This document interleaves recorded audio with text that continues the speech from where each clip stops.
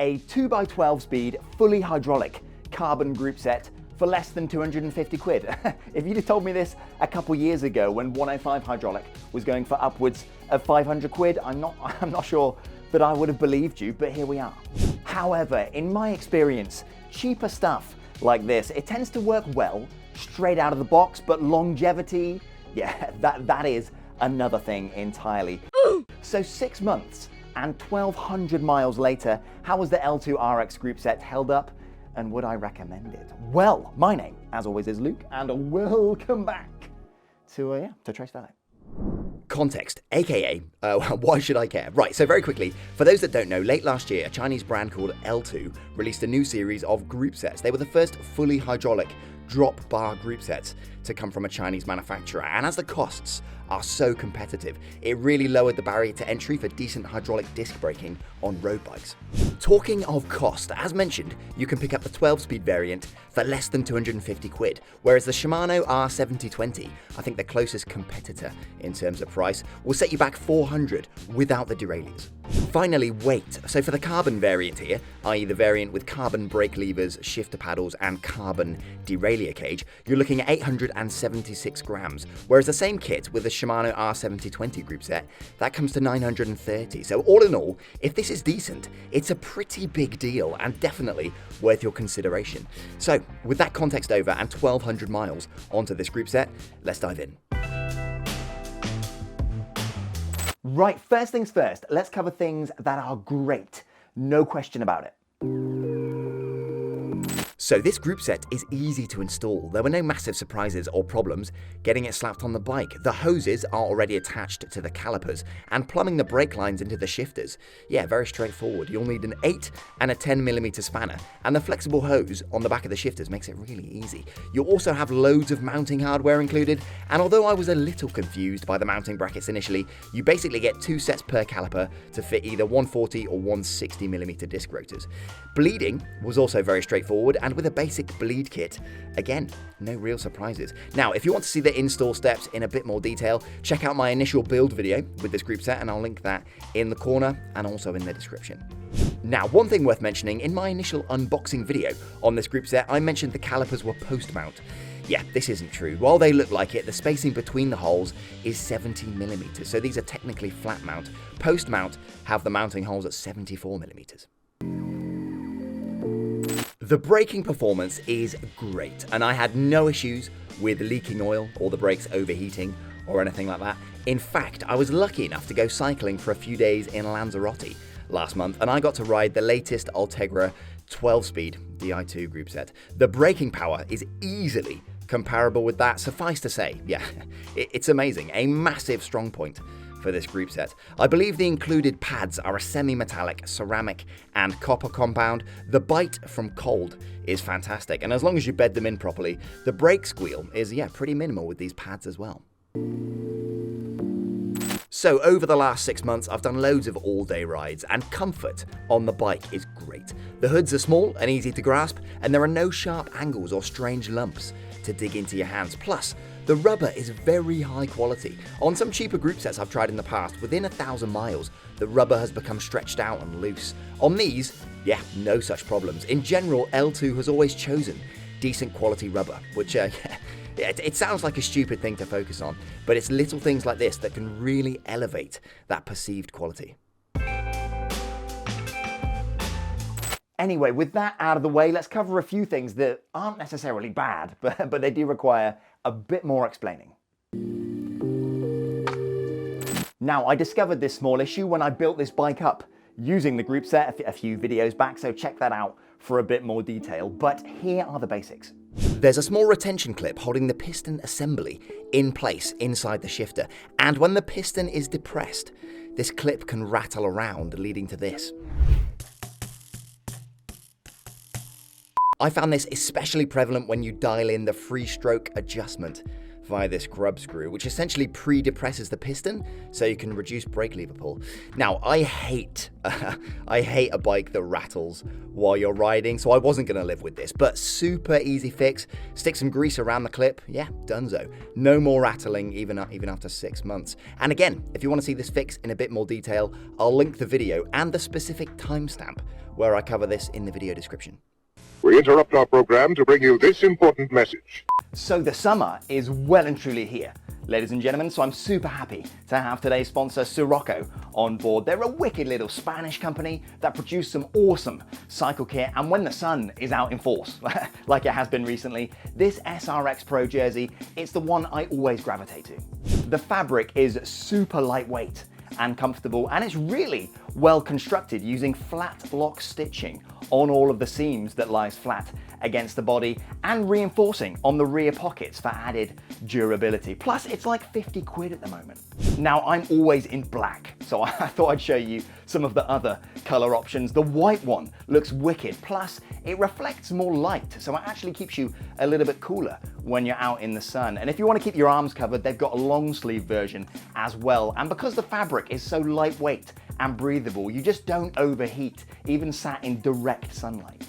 But it's not just jerseys. Sirocco have loads of other kit, including these new cycle caps, which I've been asking for ages. So yeah, if you want to pick some stuff up, use my link in the description down below. Save 10% off the entire site, and it helps me out a bit as well. But yeah, Sirocco are a great sponsor. They make some awesome kit that doesn't cost a fortune, and they've been sponsoring me to do this weird YouTube thing for a couple years now. So yeah, definitely check them out, but let's get back to it. So I've been using the 12-speed RX version of this group set, and the shifting has been good. What I will say though is that after 1,200 miles of using it, I think I understand why Shimano have held back on releasing a 12-speed mechanical version of their latest road group sets. The only 12-speed varieties you can currently get from them are in Di2, so electronic shifting. Now, back in January this year, there was some speculation they would come out with mechanical 105 in 12-speed, but yeah, that has yet to surface. The issue I found, and I'll demonstrate this in a second, the indexing at the back for 12-speed needs to be spot on. And yeah, when I say spot on, I mean it, to the point where going from well indexed and shifting nicely to a little crunchy and kind of skipping can be as little as 1 or 2 notches on the barrel adjuster here. So what's that, like 1/8 of a turn? Something like that. Essentially, to fit 12 speeds onto the same free hub body designed for 11, they've had to reduce the already tight spacing in between the sprockets. Now, with electronic shifting, the movements can be extremely precise and consistent, so the tighter spacing isn't really a problem, but you can imagine the same gears actuated by cables.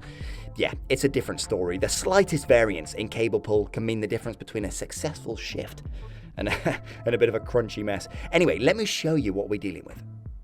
Okay, so just on the turbo here, and I can upshift 1 gear at a time with this thumb trigger. So 1, 2, 3, 4, 5, 6, easy peasy. I can downshift 1 at a time with this lever here. And if I want to, a full swing, I'll downshift 3 gears. So yeah, just like so. Now, another feature I use all the time, 1 full depress of this thumb trigger, I can upshift 4 gears at once, like so. Super useful in stop-start traffic if you need to kind of get up and sprint away, dump out some gears and you're off. So really useful. Now, shifting in general is pretty good, but I'd be lying if I said it was perfect. So let me try and catch it out here. So switch into the big ring. Now, it's fine shifting in these larger sprockets at the bottom of the cassette, but as I continue up the cassette into these smaller teeth, these smaller sprockets, shifting gets a little bit less reliable and a little bit less consistent. Hopefully that's kind of coming across. It's not quite as snappy. Not a massive deal for me because I'm rarely in these gears actually.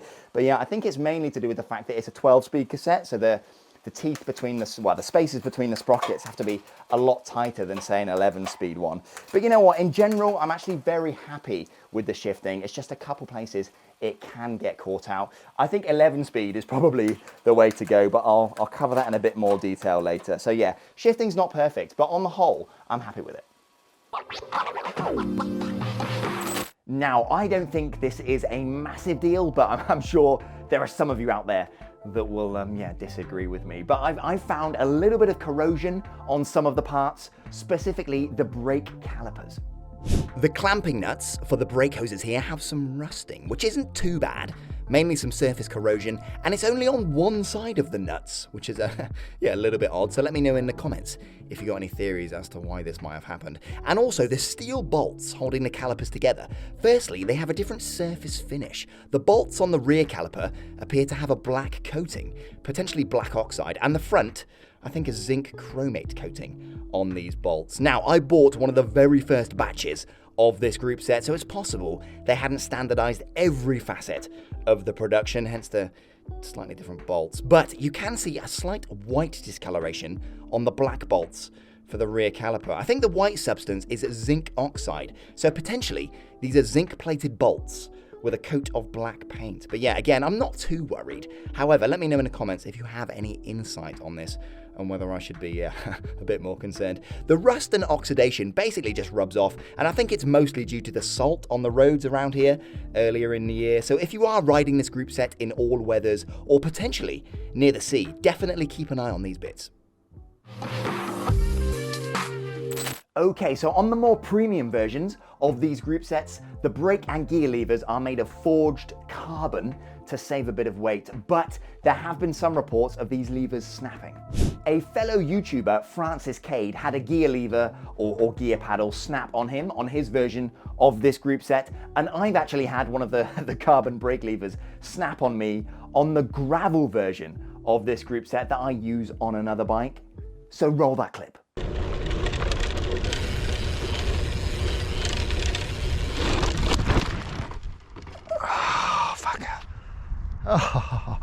Oh, that's not nice.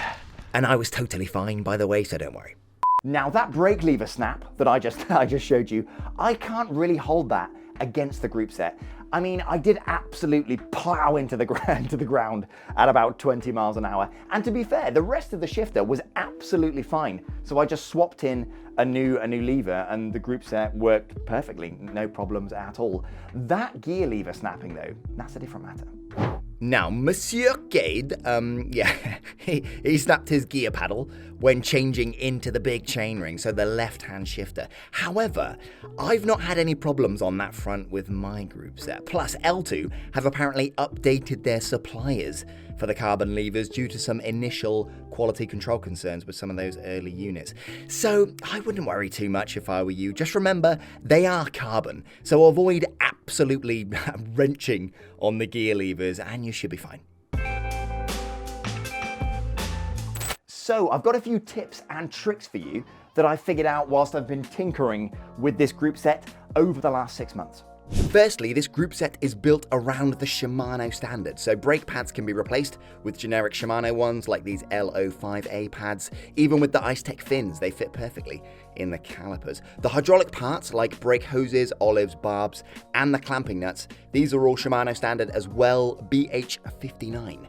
For those interested. Finally, the cassettes. I've actually tried 4 different 12-speed Shimano compatible ones, and yeah, they've all been fine. Secondly, some quick tips for better shifting. I found that a large loop out the back of the frame works best. I initially had it built up with a shorter loop, which you can see here, but replacing it with a larger one made the shifting a little more reliable. Also, when feeding the gear cables through the housings or outers, I coat them with a thin film of oil to reduce friction. Anything on this front is going to assist in shifting performance. Thirdly, the B adjustment screw. I've taken it completely out actually. I've played around with it a lot, but I found the closer I can run the jockey wheels to the cassette, the better the shifting. And even with the screw completely removed, the jockey wheels don't grind against the cassette or anything like that. So you might not need to, but for this particular setup on my bike, that's what I've gone with. And finally, these grub screws in the front of the shifter. As mentioned, they change free stroke adjustment, so essentially the brake lever reach. However, be aware the grub screw isn't captive, so if you screw it in too far, it will fall out the back. Luckily, the brake levers are pretty easy to take off and get the screw back in actually, and I've covered this before, so I'll link the video and the specific timestamp for that in the video description. Also worth pointing out, I was initially concerned that these screws might work loose and fall out over time, but that hasn't happened, cycling, pretty much exclusively on quite crummy B roads here in the UK. So I don't think that's going to be a problem. Right then, one more thing, for no other reason than to feed the same weird part of me that has a tendency to rip apart and disassemble those clicky ballpoint pens. I'm gonna pull apart a brake caliper. Right, so I'll start by pulling the brake pads out. Yeah, simple stuff. Now let's take these bolts out that hold the two sides together. You can see some green silicone gaskets, and voila, the caliper is in two pieces. Now, looking through the holes where the bolts were, you can see some precisely machined channels for the hydraulic oil to pass through. So the pressure on each side of the caliper can equalize, pushing both pistons out at the same rate.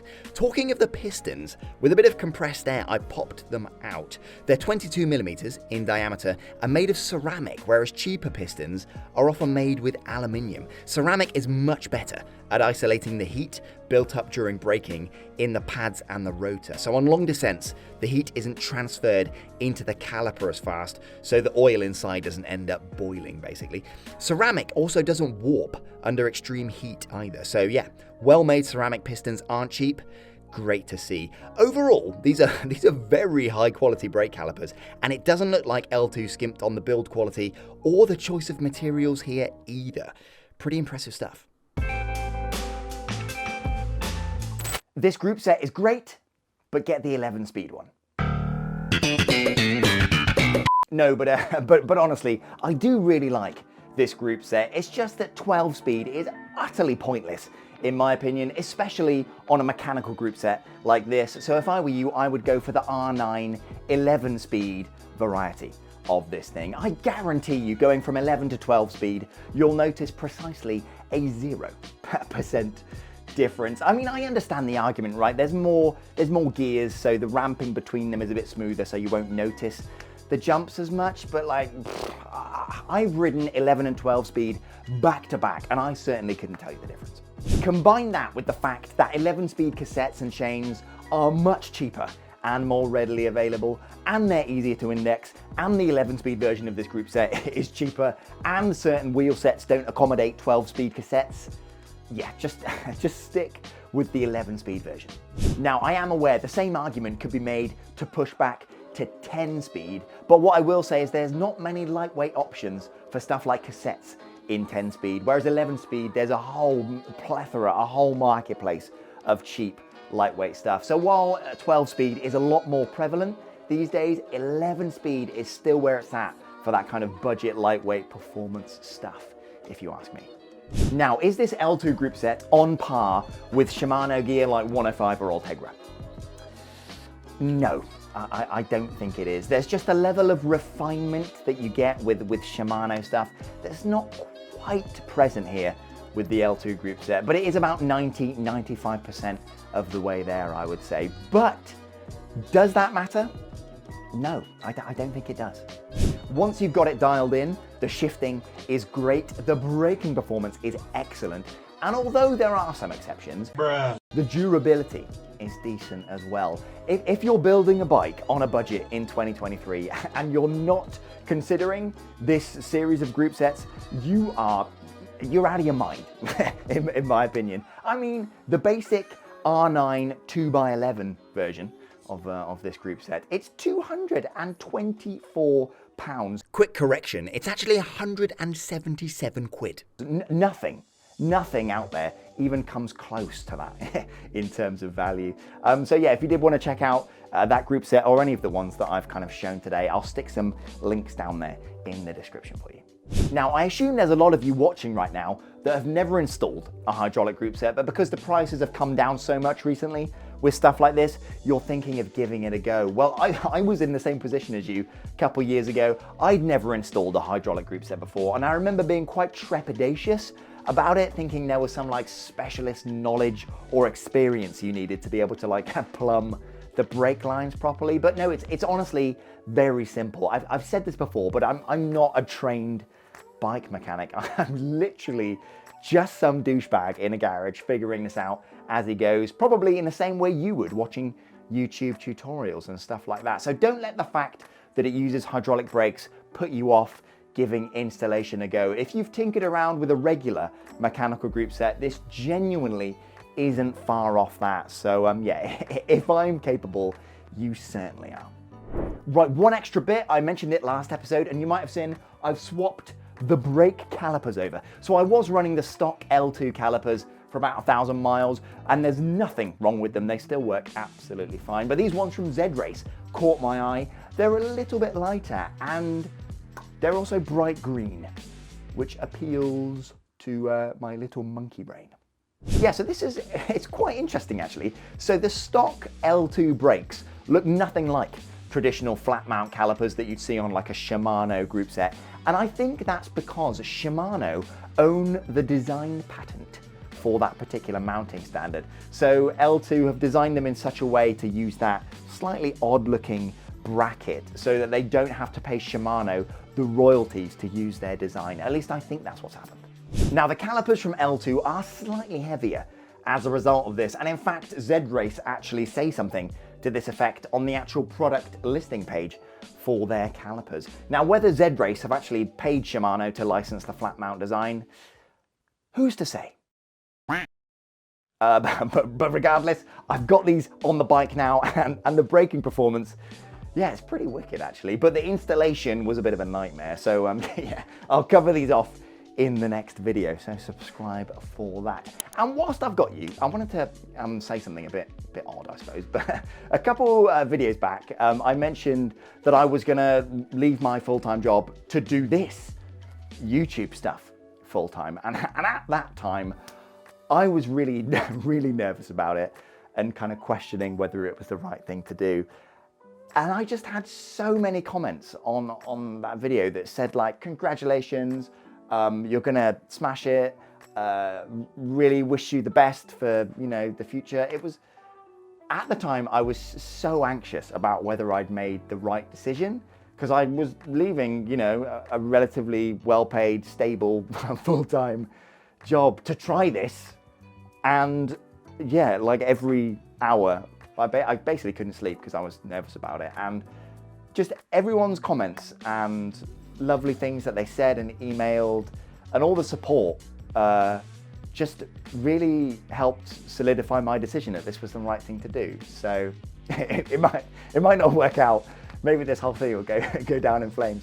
But I was just, yeah, I just wanted to say thank you to everyone that reached out and left me a comment with a little supportive message. It was just really odd to think that there was a plethora, like so many random strangers that I'd never met were just sat behind their screens typing a lovely message to me. It was just really heartwarming, and I absolutely needed it at the time. So yeah, thank you to everyone. The little YouTube Trace Fellow community just surprises me at every step. So thank you so much. Anyway, enough of that. Subscribe if you like this kind of thing. Hit the like button if you enjoyed this little episode that I've put together. And if you've got any questions or comments for me about this group set or anything really, throw some baguette emojis in with the comment, because that's now the de facto standard. And without that, I'm just gonna ignore you. So, right, anyway, that's it.